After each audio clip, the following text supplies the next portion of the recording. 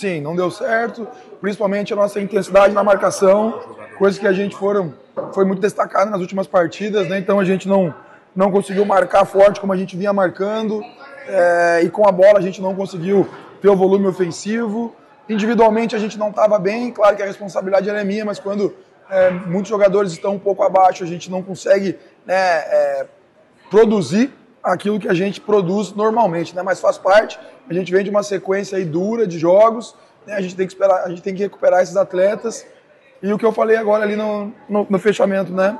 Esses mesmos caras foram os caras que nos deram as vitórias. Tenho certeza que na sexta-feira a gente retoma o caminho das vitórias. Agora a pergunta do Gustavo Ramos, da Rádio Bandeirante. Boa noite, Lacerda. Por que o Vila Nova não conseguiu levar perigo ao Cuiabá nessa noite?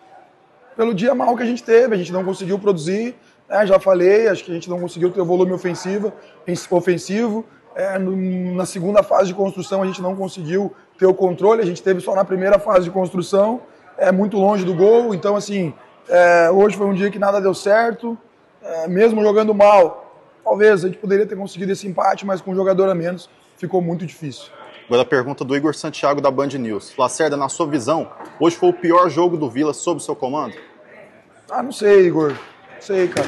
Isso aí são situações para vocês avaliarem. Acho que a gente não fez um bom jogo. A responsabilidade ela é minha, mas essa questão quem tem que avaliar são vocês. Volto a dizer que foi o melhor. É tanto jogo, né? Acho que esse aí é o 30º jogo nosso no ano, então posso dizer que não foi um bom jogo, posso dizer que a nossa estratégia não deu certo, a gente não conseguiu competir com os adversários. Com o adversário. Agora a última pergunta é do Igor Oliveira, da Rádio CBN. O quanto você acha que os desfalques de hoje foram determinantes para o resultado? E por que o Parede no banco, se ele estava com esse problema de controle de carga?